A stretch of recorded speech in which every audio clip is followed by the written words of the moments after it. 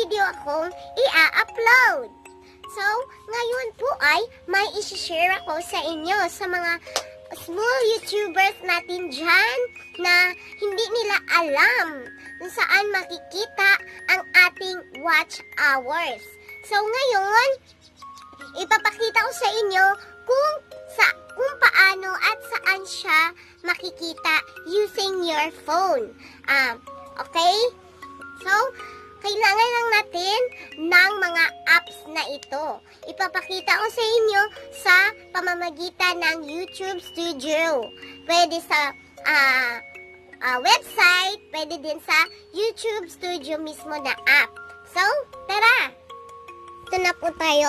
Ngayon po ay ituturo ko sa inyo kung saan makikita ang watch hours natin. Dahil sa update ni YT, ng YouTube natin, ay mas mahirapan tayong makita. Pero madali lang kung alam mo yung gagawin mo, kung saan siya pipindutin. So ngayon, gamit ko ang aking cellphone, ituturo ko sa inyo una sa YT Studio. Una, kung wala ka pang YT Studio, pumunta ka sa Play Store at i-download ang YT Studio para doon mo makikita yung watch hours mo. So, ito yon, yung app na yan. So, since meron ako niyan, i-open natin siya. Pag open mo dyan, ayan, makikita mo. Dito sa gilid, pindutin mo yung dashboard. Ayan, dashboard. Tapos, pupunta tayo sa analytics. Analytics. O makikita nyo dyan, ayan. Pero ang nakalagay dito is in minutes. So, kailangan mo lang gawin na 13,971 minutes, i-divide mo lang po siya sa 60 minutes para malaman mo kung nakailang watch hours ka na ba. Ayan, nakikita nyo na? Ayan. So, ngayon, doon naman tayo sa, sa website ng YouTube account ninyo. Doon natin doon naman tayo, doon ko naman ipapakita ang kung saan siya hahanapin. At ang nakalagay doon ay hindi siya minutes. Hours na siya. Watch hours. So, pupunta tayo sa ating Google Chrome. So, maglagay na lang tayo ng youtube.com. youtube.com. Ayan. Ayan, lumalabas na siya. Ganyan yung lalabas pag nasa Google Chrome ka magbubukas ng YouTube account mo. So, pupunta tayo sa ating channel.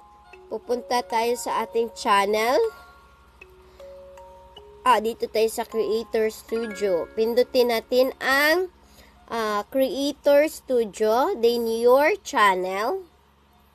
And your channel, makikita nyo may nakalagay customized channel or YouTube Studio. Kung wala ka namang ganyan, pwede mong ilagay, kung walang nakalagay na ganyan sa channel mo, pagbukas mo sa Google Chrome, pwede mong may 3 dot dito sa ibabaw, pwede mong pindutin, baka hindi siya naka-desktop site. Kasi pag hindi siya naka-desktop site, hindi po siya magaganyan pag wala yung check yung desktop site nyo. Example, hindi ko i-check yung desktop site ko, ha. Ayan, hindi ko siya i-check. Ayan, yun ang makikita nyo pag hindi naka-desktop site siya. So, ngayon, kailangan mong pindutin ulit yung 3 dot sa ibabaw para pupunta siya sa desktop site. So, i-check natin yung desktop site na yan. Ayan. Nakikita nyo may nakalagay na customized channel at YouTube Studio. So, pindutin natin ang ating YouTube Studio.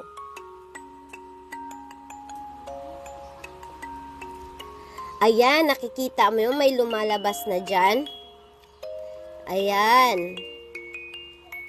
So, ngayon, pupunta tayo sa monetization. Makikita nyo dito sa gilid, yung sa baba dito sa left side, nandito yung may dollar sign.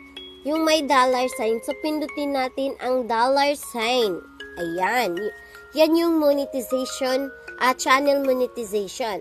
So, makikita nyo dyan, ayan, nakikita nyo na grew with YouTube. Ayan, makikita nyo, ayan, hours na siya ang nandyan. Hours na, pero parang hindi pa to updated eh. Ayan, hours na. So, ang napakadali lang kung hindi kayo mahihirapan sa mga small YouTubers na hindi po nila alam kung paano kasi hindi nila nakikita saan yung YouTube studio. So, kailangan mo lang gawin is pindutin lang yung dot sa ibabaw para makita mo, para lumilipat siya sa YouTube studio. Para makita mo ang ilan na ang watch hours mo. Ayan. So, ayan, natapos din. So, sa mga YouTubers dyan, alam niyo na kung saan siya makikita. At kung nagustuhan mo naman yung content ko at video ko, so, please don't forget to subscribe and click the bell below. Thank you for watching!